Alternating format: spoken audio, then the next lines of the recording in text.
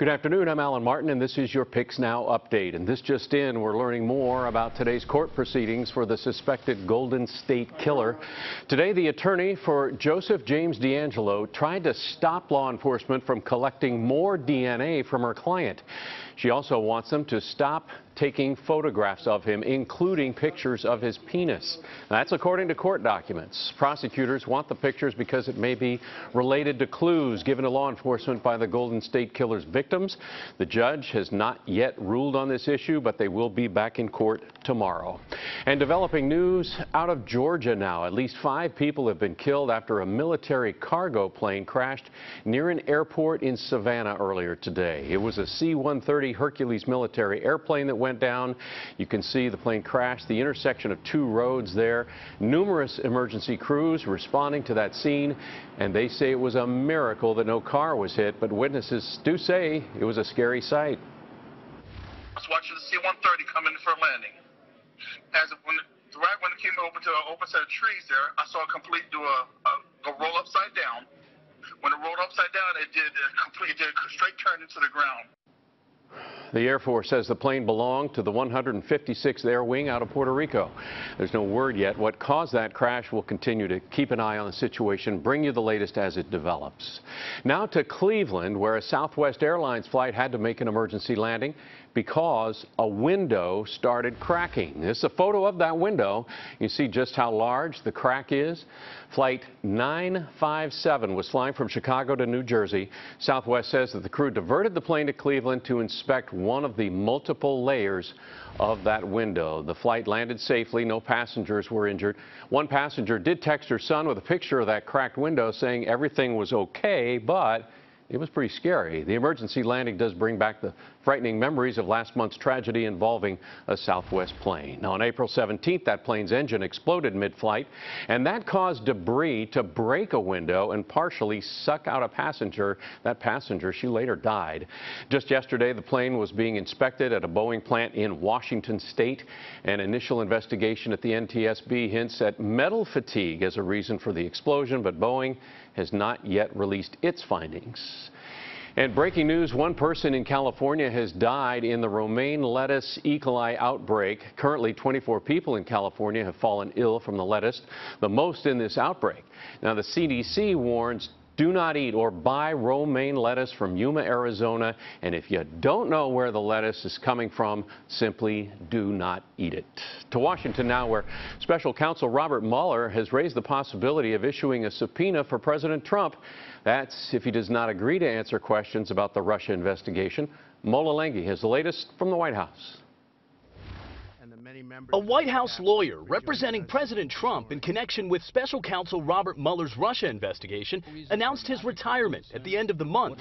Attorney Ty Cobb told CBS News' Major Garrett in January that the president is very eager to speak with the special counsel. I think at the end of the day, it's pretty clear that, on the collusion side of, allegations, there is no quid pro quo between the Trump campaign and the Russians. News of Cobb's retirement comes a day after one of the president's former lawyers told the Associated Press Mueller raised the idea of a subpoena during a meeting in early March to force the president to testify under oath.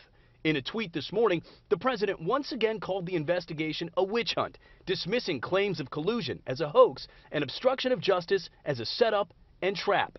A subpoena has always been an option for the special counsel, but to use one on a sitting president would be an extraordinary move. If Mueller indeed issued one, the president could fight it in court or invoke his Fifth Amendment right against self-incrimination.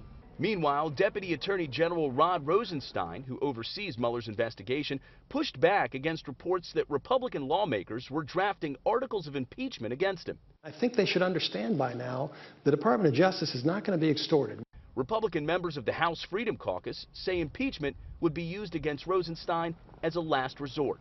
Mola Lenghi, CBS News, the White House. And the White House is just announcing the lawyer representing President Trump in the Russia probe, Ty Cobb, is retiring at the end of the month.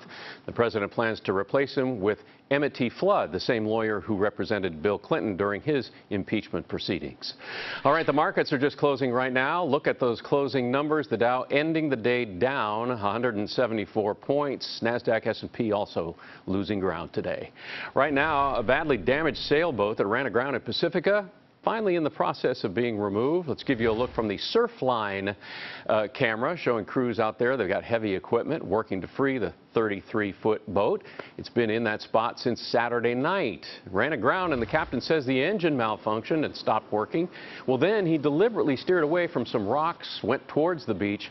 4 people on board escaped with just minor injuries. All right, live look outside from our Mount Vaca camera. We got a great spring afternoon going. Neda Iranpour has our forecast.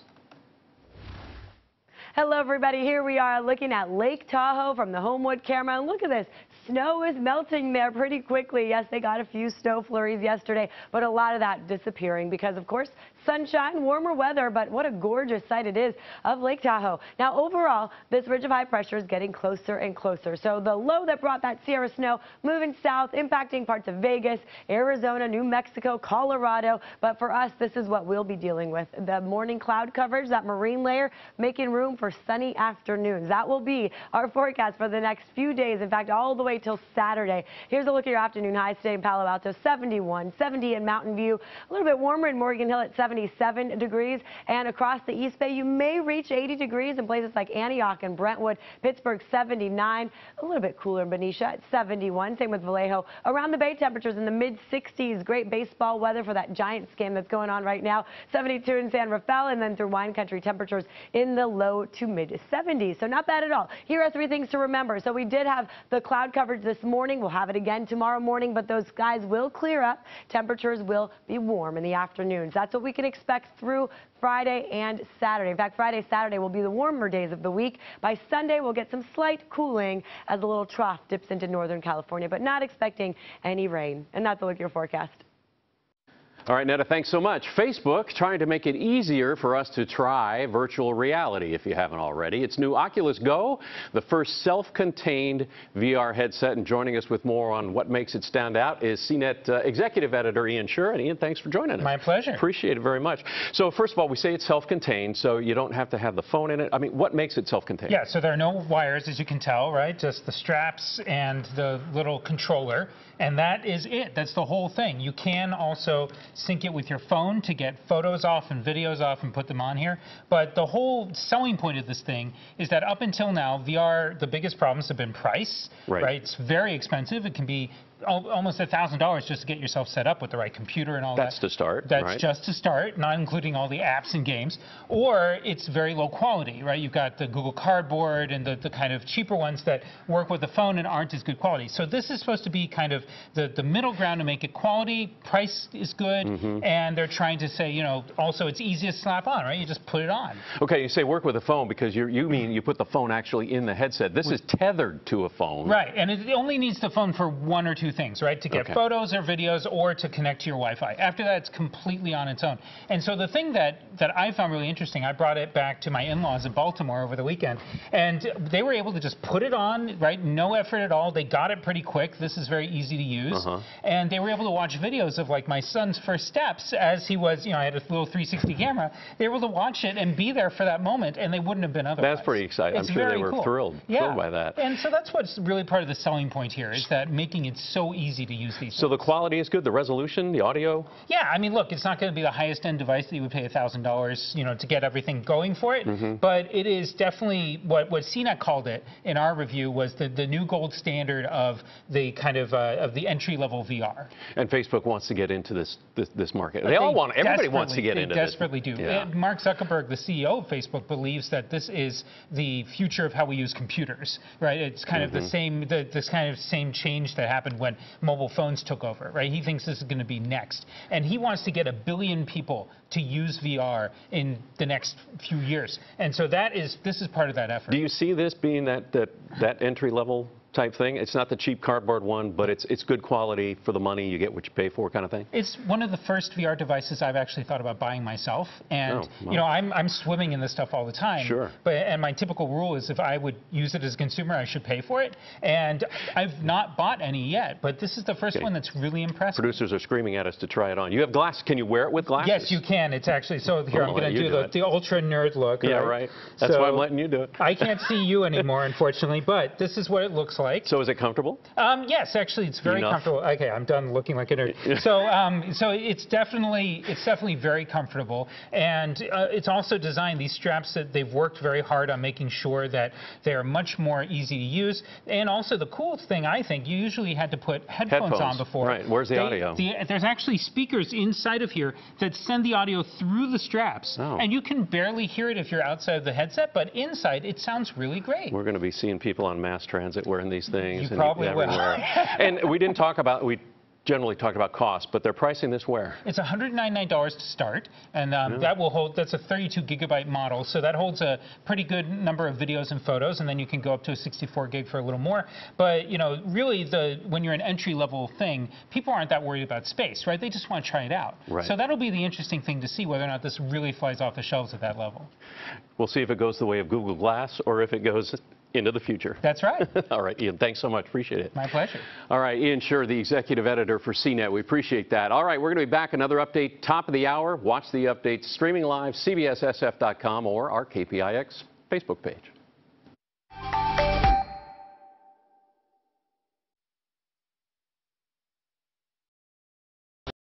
Relationship with the legacy of CBS News because my mom was a correspondent here. And the kind of news gathering that she was proud to have been a part of, that still gets talked about now. People talk about that legacy and try to fit what we do into that legacy. Our central job at Face the Nation is to sift and sort. Hopefully, by the time people get to us on Sunday, we may be able to put it in context to help them understand it and give them a fuller picture of things. America's #1 public affairs program, Face the Nation, Sundays. Weeknights at 10. See why more people are tuning in to Bay Area Night Beat with Veronica de la Cruz. Fast-paced, unique, and tuned in to you. So what do you think about all this? Tweet me right now. Join the conversation. Bay Area Night Beat with Veronica de la Cruz.